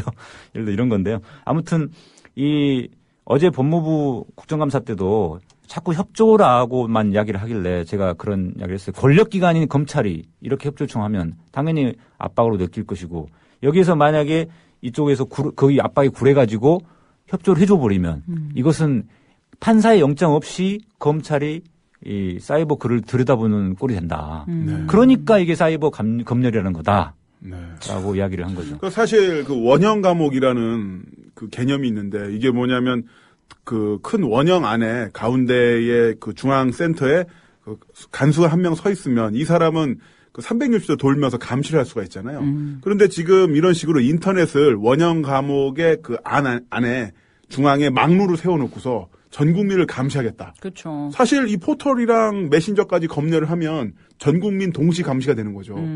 아니 그리고 이제 인터넷 사업자들은 사실 힘이 없긴 해요. 지금 듣자 하니까 뭐 10억 이상, 뭐 자본금 10억 이상 사업자들은 이제 뭐 신고를 해서 허가를 신고를 해서 사후에 이제 허가를 받는데 이걸 이제 허가를 취소할 수가 있단 말이에요. 정부에서. 그러니까 취소 안 당하려면 뭐 이렇게 협조 요청이 곱게 들어오면 뭐 곱게 해드려야죠. 곱게 해야죠. 뭐 이걸 거부할 수 있어요? 없죠. 참 이런 식으로 해서 점점 이 나라가 어떤 통제사회, 경찰국가 그런 쪽으로 가고 있는 거 아닌지 참 걱정이 됩니다. 네. 그래서 SNS 이용자들도 요즘 심리적으로 좀 위축된 분위기예요. 그래서 막 저희끼리 농담도 하고 그래요. 저희는 많이 이제 텔레그램으로 많이들 갔는데 뭐 트위터에 뭐 이제 쓸 때 요즘 뭐 기가 막힌 일들이 너무 많잖아요. 그래서 정부가 왜 이러냐 이렇게 정부를 비판하는 글을 쓰려다가도 이런 얘기 하면 나 어디 잡혀가나? 보고 있는 거 아니야? 잡혀가는 거 아니야? 이런 약간 반 농담들을 하는데 이게 농담이지만 사실 저희 마음속으로 조금 심각하거든요. 특히나 국민 TV에서 그런 얘기할 때 농담이 아니죠. 그치 농담 아니지. 여기 너무 많아 걸리신 분들. 다 같이 갈 거야 난. 저 궁금해요. 만약에 카톡 대화록 나 다 깐다. 혼자 못 가. 나는 좀 빼줘. 너 그런 거 없어요. 만약에 그 페이스북이나 뭐 트위터나 뭐 카톡이나 이런 SNS에 어떤 게시글로다가 검찰이나 경찰에서 전화를 받는다. 이러면은 어떻게 대처를 해야 될까요? 예, 우선은 이제 쫄지 않는 게 제일 중요하고요. 쫄지 마. 쫄지마 시대가 다시 돌아왔습니다. 네. 2011년으로 다시 돌아가는 건데요. 그때도 우리가 전 국민들이 이렇게 쫄지마 하면서 버텨봤잖아요. 그런 자세로 당당하게 임해야 될 것 같고요. 그리고 뭐 웬만한 거 가지고 이렇게 뭐 구속까지 되고 그러진 않아요. 그러니까 겁만 줄까요? 겁만 주는 거죠. 그러니까 위축되지 않은 게 좋을 것 같고요. 출두 전화가 오면은 이렇게 해야 될 것 같아요. 뭐라고? 고객님 많이 놀라셨어요? 이러면서 마치 스팸 전화 온 것이냐. 그러면서 왜 그러셨어요? 하면서 같이 그럼 저를 확 끌어버리는 거야. 연락 못 받았다고 무슨 소리하고 나 저기 피싱 전화나 받았지. 나는 그러려고. 나 그럼 내가 무슨 검찰에서 연락이야. 없는 번호 의원이 다시 한번 확인하고 걸어주시기 바랍니다. 역공작을 펼치는 거예요. 띠띠띠 이런 거. 죄송해요. 죄송합니다. 재밌네요. 당황하셨어 지금. 그러니까 쫄지 말라. 제가 국정감사장 분위기하고 너무 달라가지고 제가 어저께 좀 당황스럽습니다. 이렇게 또 이제 기분 전환 하시고 가시면 이제 국감에서 또 이렇게 확 지르시고. 사실 약간 좀 덧붙이자면 그 검찰의 그 명예훼손에 관한 대책 회의 때문에 지금의 카카오톡부터 시작해서 모든 사찰 논란이 다 퍼지고 있는데요. 이게 이 연장선상에 그 일본 산케이 신문 지국장 불구속 기소까지 연계가 되잖아요. 어우, 창피. 이게 지금 일본에서는 난리가 났어요, 정말. 나라 망신. 네, 기사가 500건이 나오고 또한 진짜요? 그 일본 같은 경우는 라인 이용자가 5천만 명이거든요. 일본의 카톡이 라인이에요. 원래 라인 네이버 제프에서 라인 만든 거고 라인 이용자들이 난리가 났어요. 또 극우 세력들이 이거 한국 정부가 라인 오고 가는 대화 내용 다 감청한다 이런 이야기가 있었는데 여기에 대한 합리적인 근거를 제시해버린 거예요. 그래서 일본에서도 지금 우리 IT 쪽 라인 같은 이용자들이 굉장히 빠져나가고 있는데 난리가 난 거죠 진짜 이게. 그러게요. 아무튼 의원님 모시고 오늘 이제 원세훈 판결부터 원세훈 판결에 이제 한 걸음 더 들어가는 이제 분석. 공동정범. 그렇지. 공동정범 이 부분 그리고 또 이제 사법부와 행정부 사이에 어떤 경계가 없어지기 시작하면서 정권이 자기의 입맛에 맞게 사법부를 쥐고 흔들 수 있는 시대. 정말 이 시대를 살아가는 시민으로서 참 답답합니다. 네. 네, 그리고 한 가지만 제가 말씀드리면, 여기 대책회 문건에 보면 허위사실 유포 사범, 엄단, 이렇게 돼 있어요. 엄단. 그런데 재밌는 게 허위사실 유포는 범죄가 아니거든요. 네.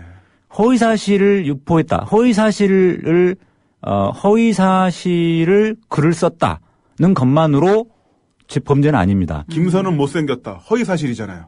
그러니까 그 허위사실로 인해서 그 피해자가 명예훼손을 당했다고 내가 기분 나빠. 주장을 해서 처벌을 원했을 때 네. 그때 비로소 범죄가 되는 이게 거예요. 좌익사범이나 똑같은 거죠. 좌익사범도 처벌 근거가 없잖아요. 좌익이 범죄야? 네, 그건 아니잖아. 예, 그러니까 명예훼손 범죄는 피해자가 처벌을 원할 때 비로소 수사를 할 수 있고요. 그만큼 이제 피해자가 예를 들어서 제3자가 볼 때는 심한 말이라고 생각을 해도 피해자는 정작 그냥 나 이거 문제 삼고 싶지 않아. 이럴 수도 있는 거잖아요. 그렇기 때문에 피해자 의사가 중요한데 그래서 정확하게 말하면 허위사실에 의한 명예훼손 사범 이렇게 해야지 맞는 건데 대놓고 허위사실 유포 사범 이렇게 해놨어요. 이게 바로 2009년도에 그 미네르바 사건, 그 사건에서 나왔던 허위사실 유포죄, 그것이 부활됐다는 증거거든요. 그 범죄가 그 당시에 헌법재판소에서 위헌이 결정이 났어요. 네. 그래서 지금 현재 우리나라에는 허위사실에 글을 썼다고 해서 곧바로 범죄가 되는 건 아닙니다. 유언비어를 뭐 퍼뜨렸다. 이것도 범죄 아닙니다.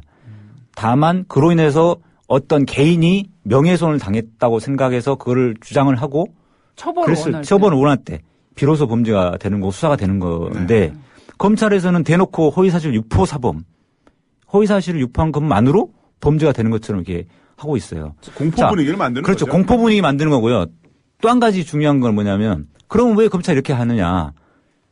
이 허위사실로 인해서 특정 개인의 일반 개인의 명예훼손이 됐을 때는 그 처벌 요구가 있어야 되는데 자, 박근혜 대통령 개인에 대한 명예훼손일 때는 처벌을 원하는지를 확인할 필요가 없죠.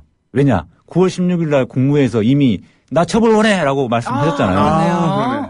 대통령에 대한 모독이 도를 넘었어. 처벌 원해 이렇게 이야기를 했기 때문에 지금 박근혜 대통령을 포함한 정부 고위 공직자들에 대해서 정부 정책을 비판하는 과정에서 명예훼손성 글이 나오면 무조건 처벌해서 확인할 필요도 없는 거죠. 그냥 이제 수사하는 겁니다. 바로바로 처벌. 바로. 그렇기 때문에 허위사실 유포 사범 이렇게 이야기하는 거예요. 결국은 이 관계기관 대책회의라는 것이 대통령과 정부 정책에 대한 비판에 재갈을 물리겠다라는 의도밖에 안 되는 거죠. 정말 남과 북이 한나라. 이러다 어떡해. 보위부가 창설될 것 같아요. 뭐 국가 보위부 막 이러면서 뭐 인민무력부장 뭐 이런 거 생기는 거 아니야? 그거 나 시켜주세요. 어떻게 어울린다. 사랑해요. 사랑해요, 인민 여러분. 아무튼 아니 진짜 어떻게 남과 북이 이런 식으로 비슷해질 수가 있는 겁니까? 우리가 원한 건 이게 아니라고. 정말 참 이렇게 얘기를 나누다 보니까 뭔가 이렇게 해결이 되고 앞으로 그래도 잘 될 거예요. 뭔가 이런 게 나왔으면 참 좋겠는데 그게 아니라 참 답답해요, 솔직히 의원님.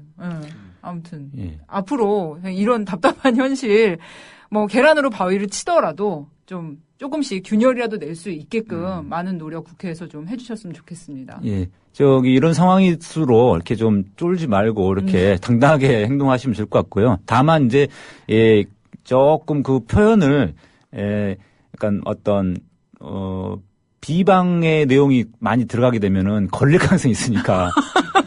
그러니까 정부 비판은 얼마든지 해도 그거는 처벌이 안 되거든요. 그러니까 정부 비판했다고 해서 곧바로 처벌하는 건 아니니까. 다만 그로 인해서 어떤 그 명예훼손적인 인신 모독적인 내용이 들어갔을 때 경찰서나 검찰에 전화가 올 수 있다. 띠링띠링. 그러니까 인신모독은 어쨌든 인간에 대한 예의니까 좀 점잖게 비판하고요. 점잖게. 우리 좀 서 의원님 나중에는 우리 KBS, MBC, SBS에서 만나시죠. 되게 좋은 일로다가. 좋은 일로다가. 한 가지만 더 팁을 드리면 풍자와 해학으로 비춰질 수 있는 표현을 많이 쓰십시오. 풍자와 해학. 이것은 범죄가 아닙니다. 우리 그런 거 잘하잖아. 사랑해요. 가하카. 그렇죠. 카카를 사랑한다는데 그게 무슨 범죄가 되겠어요? 언니 한복 너무 이뻐. 사랑해. 너무 좋아. 보조숙장. 짱. 얼굴 너무 팽팽해. 젊어 보여요, 언니. 아무튼 풍자와 해학 그리고 쫄지 마 이런 메시지 주시면서 오늘 서기 의원님과 함께한 순서 마감하도록 하겠습니다. 네, 의원님 고맙습니다. 열심히 하십시오. 감사합니다.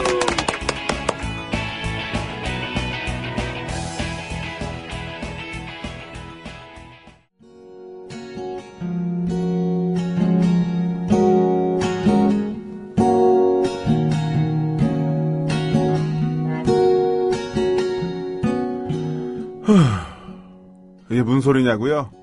타이어 바람 빠진 소리도 아니고 제가 내쉬는 한숨 소리입니다. 잘 안 들리신다고요? 제가 한 번 더 할게요. 선님 나무님 제 소개 올릴게요. 저는 브록의 나이를 넘긴 프리랜서. 뭐 그냥 여기서 제 이름은 탁시라고만 할게요. 저는 얼마 전까지 영상 관련 회사에서 촬영 및 제작, 편집 등등 일을 했답니다. 프로듀서, PD죠. 경력이 10년 이상이고 나름 업계에서 인정받는 수준까지 올라갔죠. 처음에 제가 얼마나 눈칫밥, 눈물밥을 먹으며 살았는지는 진짜 모르실 거예요. 그때 생각만 하면 그냥 가슴이 지금도 뜨끈뜨끈해진 게 눈물이 막 날라갑니다. 얼마 전에 아주 큰 프로젝트를 성공적으로 완수해서 회사에서 공로도 인정받고 제 자랑 같지만 대단한 곳에 가서 상도 받았답니다. 그런데 집에 돌아와 곰곰이 생각을 해보니까 항상 똑같은 삶만 살고 있다 이런 생각이 들더라고요. 눈 뜨면 회사 가서 오더를 받고 촬영하고 편집하고 외국 가라면 외국 가고 외국 가라고 하면 외국 가고 한국 어디 가라면 어디 가고 언제까지 이런 일을 하며 살아야 할까 고민이 되더라고요. 그래, 지금이라도 늦지 않았다. 내 삶을, 내 인생을 살아보자. 갑자기 머릿속에서 본조비의 노래가 흘러나오지 뭡니까? It's my life. It's my life. 맞아요. It's my life. 과감히 사표를 냈죠. 처음엔 아주 좋았어요. 낮에 영화도 보고 맛집도 다니고 사람들도 실컷 만나고. 그런데 집 앞 카페에서 커피를 마시고 있었는데 말입니다. 자기야, 근데 우리 주택청약, 말도 안 돼. 주택청약 들었지? 이 아름다운 여인이 날 아주 뜨문뜨문 듬성듬성 봤군. 응? 그게 뭔 소리야, 자기야? 자기야, 주택청약뿐만 아니라 종신보험에 자기거 암보험 그리고 국민연금의 개인연금까지 패키지로 금액은 얼마 안 되더라. 너 쫙 깔아놨어. 어머, 역시 우리 자기, 너무 귀여워. 뽀뽀 한번 할까? 나도 사실은 우리 노후 생각해서 내 월급에서 따로 저축하고 있었지롱. 이거 우리 자기야 만기 차면 뭐 할까? 일단 그냥 모을까? 아님 펀드? 뭐 할까? 사자, 페라리. 페라리? 맞아요. 전 지금 먹고 싶은 거 먹고 입고 싶은 거 입고 가고 싶은 데 갈 수 있지만 계속 일이 있기 때문에 이런 게 가능한 거잖아요. 하지만 일이 없어지면 어떡하죠? 아니, 프리랜서는 앞으로 어떻게 사는 게 좋을까요? 요즘 이쪽에도 젊은 친구들이 쫙쫙 치고 올라오는 거 보면 제가 언제까지 팔린 사람이 될 수 있을까 고민이 됩니다. 손님, 나무님, 나이 먹고 약간 쑥스럽지만 도움을 요청합니다. 어찌하오리까?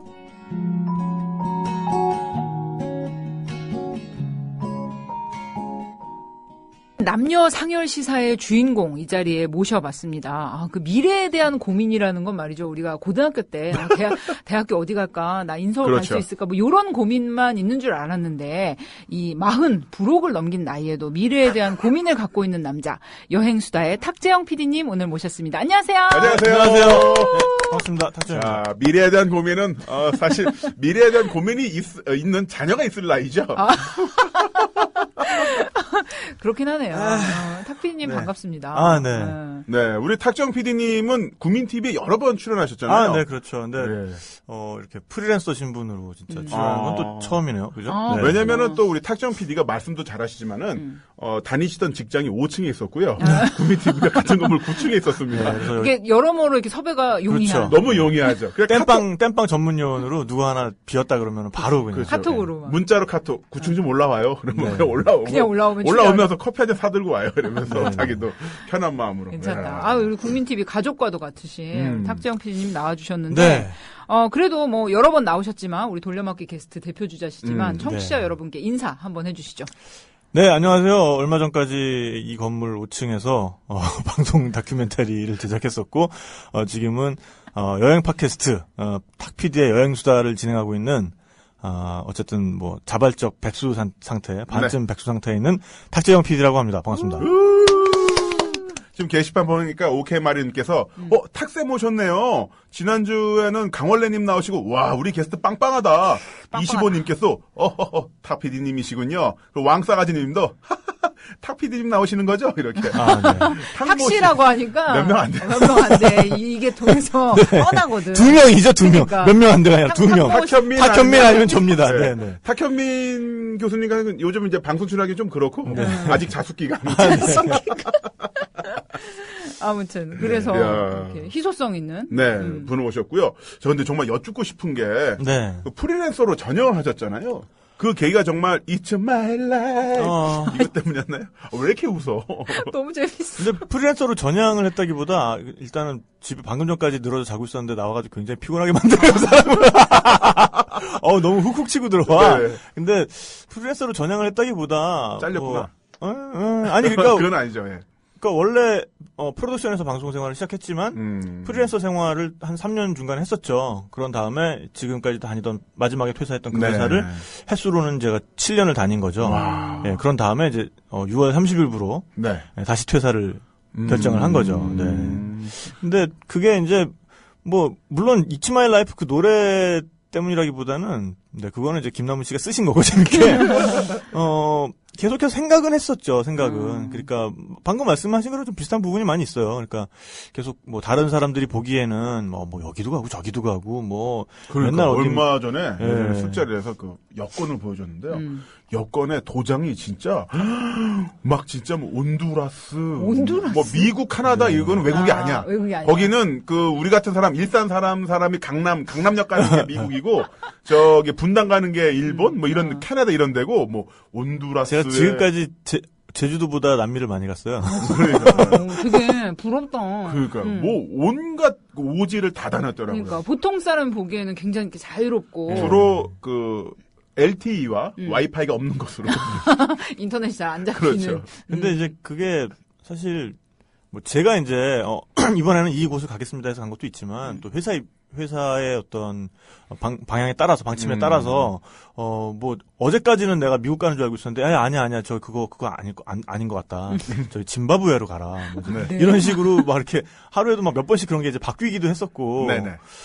뭐 아니면은 두바이 출장을 가 있는 상황에서 뭐 스위스 출장을 가 있는 상황에서 뭐 야 거기서 덴마크 한번 찍고 와라 뭐 이제 이런 식으로 그러니까 움직이는 사회과 부도, 오. 세계 전도, 지도.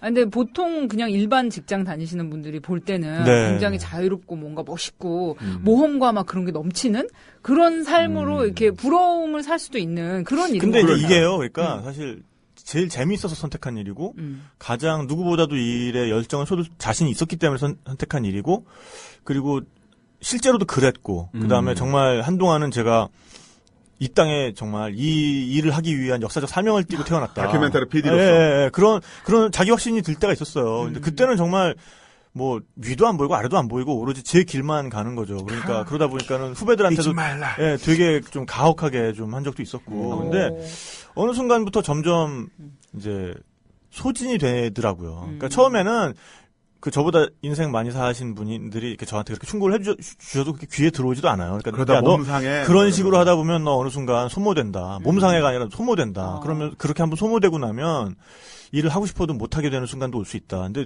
아니 지금 내가 이렇게 재밌어가지고 이거를 나보다 더 잘하는 새끼도 없고 내가 지금 죄송합니다. 뭐 하여간 이러고 다니고 있는데 이게 뭐 그랬는데 이제 어느 순간 계속해서 그렇게 이제 이게 쳇바퀴 돌듯이 어떻게 보면 다양해 보이지만 일종의 쳇바퀴거든요. 네. 그러니까 그러다 보니까 놀고 싶은 거죠.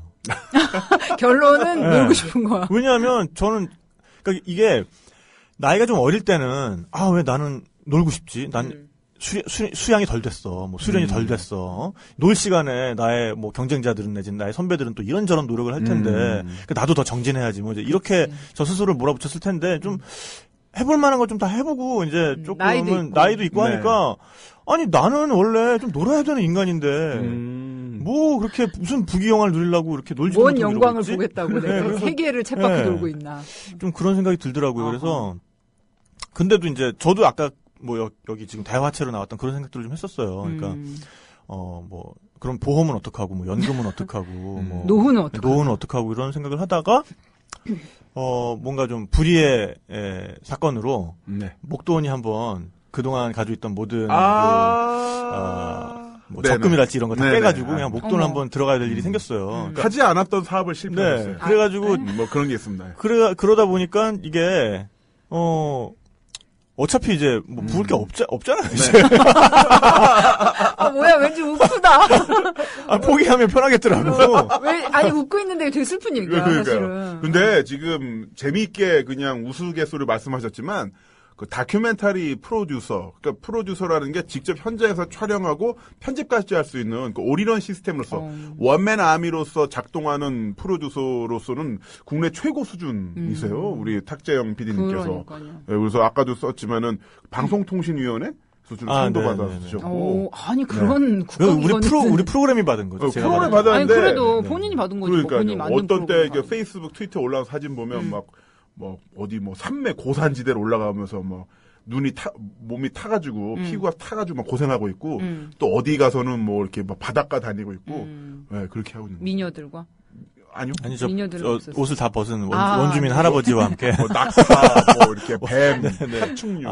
파충류랑 치네요. 네. 아, 되게 모험가. 맞아요. 예. 근데 이렇게 웃으면서 이야기를 했습니다만 이게 또 나름대로 구력이기 때문에 가능한 거잖아요. 그렇죠. 그거는 사실 분명한 것 같아요. 그렇게 보면은 우리 세 명 다 나름대로 구력이 있어서 또 프리랜서잖아요.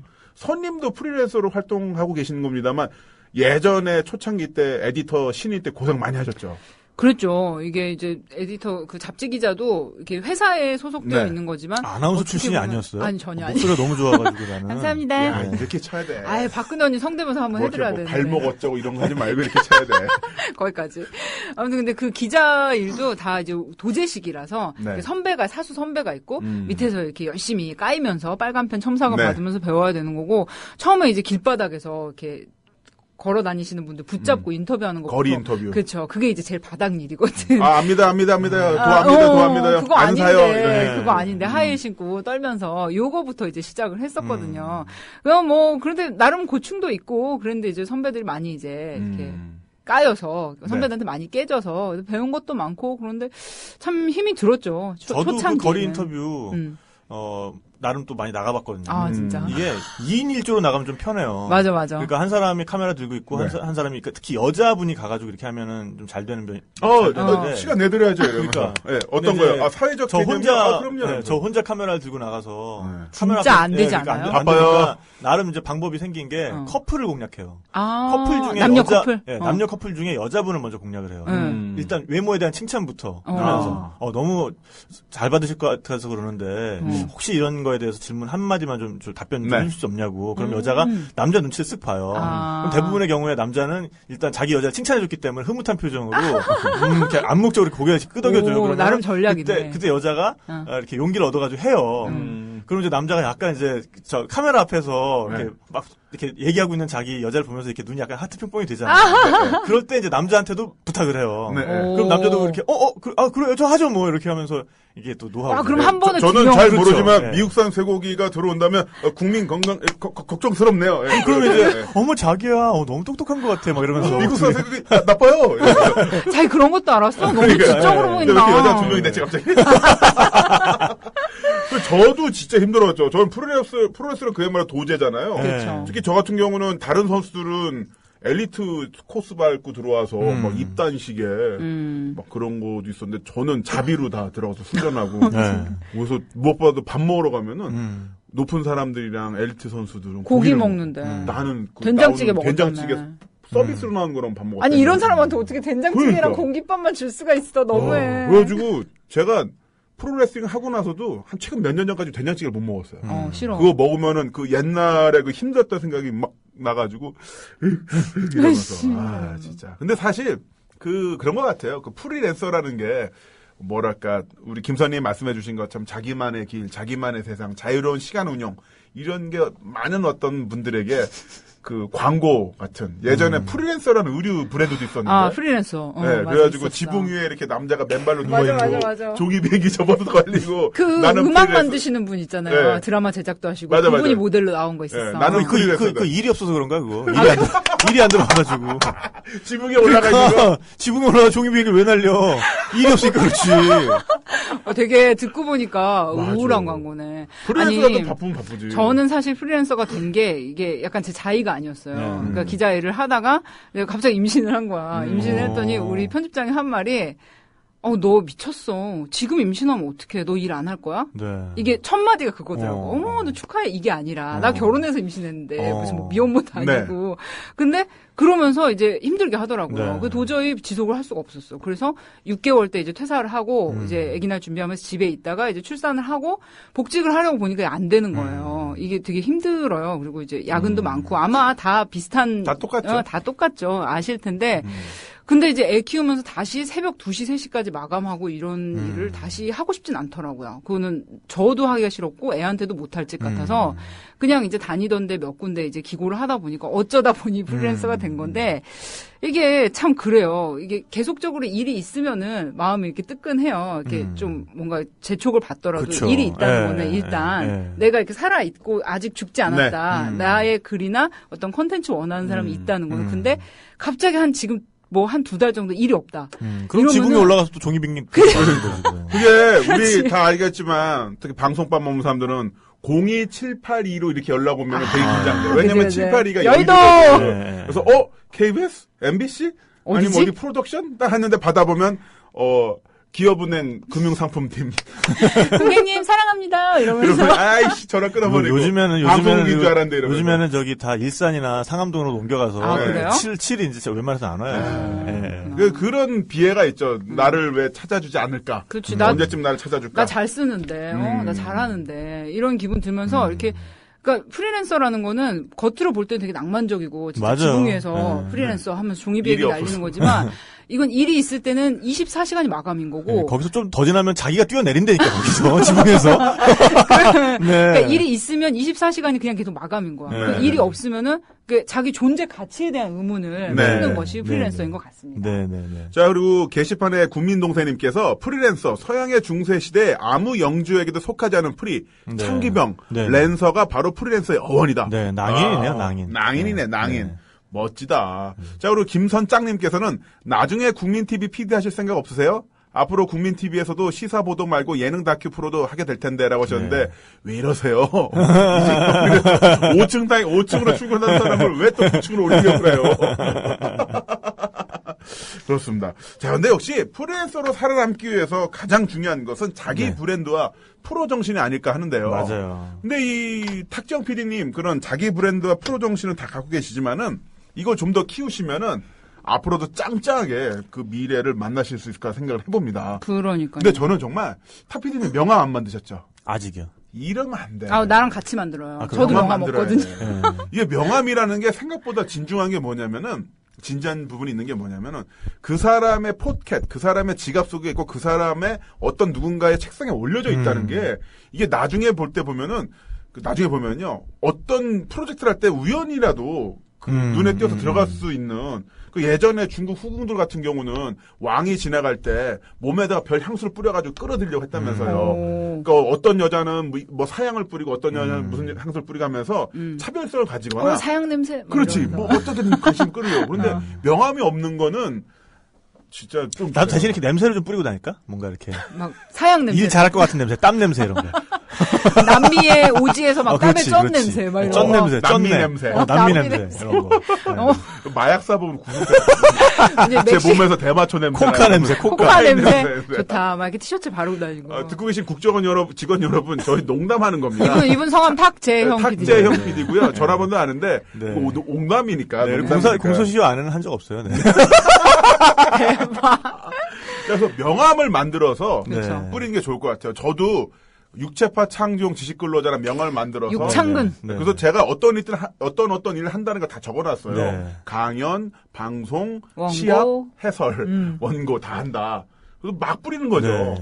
그런데 그렇게 해서 이제 누군가의 지갑 속에 들어가고 누군가의 후보금 속에 들어간다는 거 일을 할 때 중요하니까 명함 만드시기 중요할 것 같고요. 또 블로그나 SNS 하시죠? 네, 그럼요. 네, 그러니까 그런 것도 좀 체계적으로 자기 일과 연관시켜서 잘 만들어 보시는 게 좋을 것 같아요. 그러니까 뭐 저 사람이 유명하긴 한데 뭔 일 하는 사람인지 관심 있게 들여다보면 그러니까. 또 내가 하고 있는 일과 연관시켜서 어떤 비즈니스를 만들어낼 수도 있는 거니까 이게 그러니까 프리랜서는 뭐가 중요하냐면 프리랜서로의 자신을 인정하는 게 되게 중요해요. 어떤 큰 집단에 있다가 나왔을 때 약간 나의 그 과거 집단에 있었어요? 영광을 버리기 싫은 그런 게 있어요. 그래서 명함을 안 파는 게 프리랜서들이 이 상태의 나를 완전히 인정하지 못하면 명함을 안 파는 거야, 나처럼.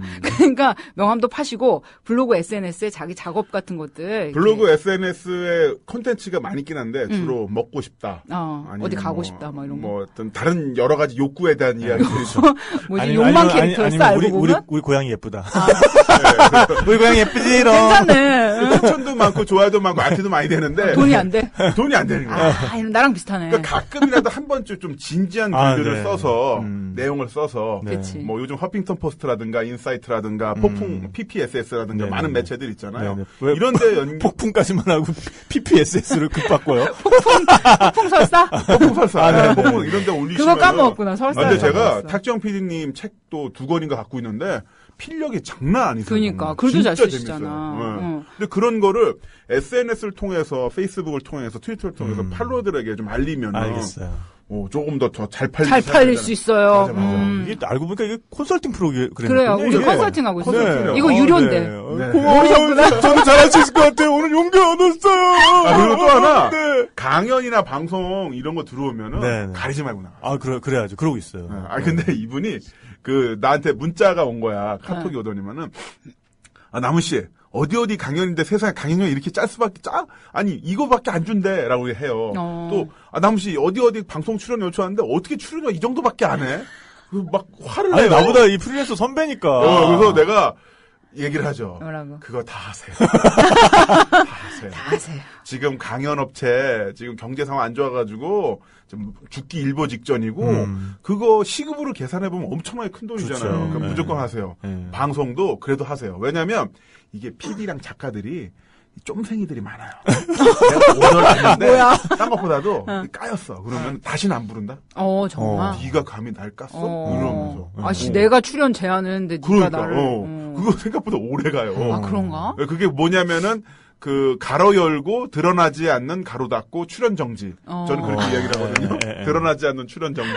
오 진짜. 근데 생각해보니까 제가 잡지 기자 할 때 좀 그랬던 것 같아. 맞아. 내가 원고를 했는데 나를 까? 이 새끼 출연 정지. 그러니까. 섭외 안 해. 이랬던 것 같아. 괜히 기분 상하잖아요. 그치. 빈정상하는 거 있어. 빈정상. 예를 들어 출연료가 30만 원이다. 방송 출연료가 큰 돈이니까 짠 돈이니까 하는데 만약에 돈 문제 때문에 좀 힘들어요라고 하면은 나는 일주일 내내 원고 쓰고 작업해가지고 한 달에 150, 200 받는데 와가지고 서너 시간 웃고 떠들면서 30만 받으면서 그게 싫다고 그래? 그러면 괜히 막 억하심정이 무너지는 거야. 데스노트에 이제 이름 기고. 그렇지. 나는 PD 할 때 이렇게 카메라 찍고 싶은데 못 찍게 하는 사람들이 제일 짜증난다. 맞아. 그런 거 내가 기분이야.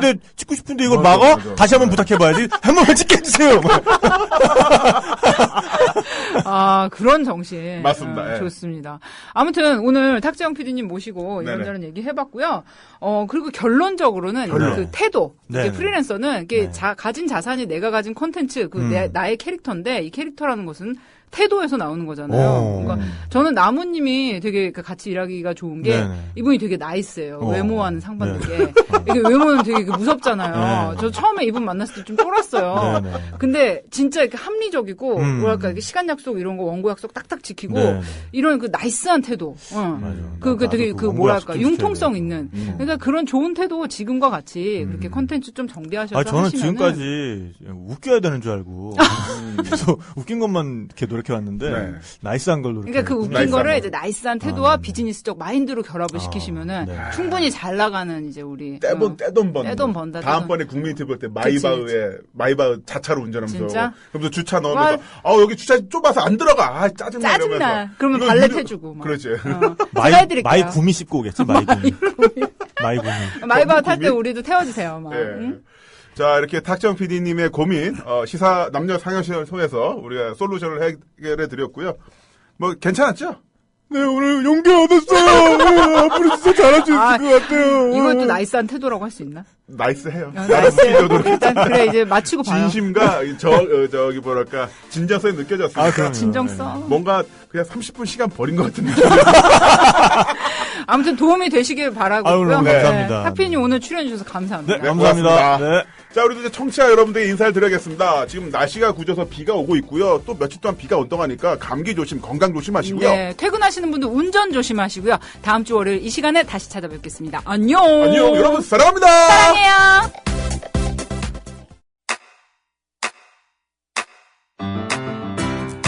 국민 라디오 지지하는 4가지 방법 아시나요? 다운로드하기, 별점 주기, 댓글 달기, 구독하기. 국민 라디오를 보다 많은 이들에게 전할 수 있는 가장 손쉬운 방법. 다운로드하기, 별점 주기, 댓글 달기, 구독하기. 잊지 마세요. 다운로드하기, 별점 주기, 댓글 달기, 구독하기.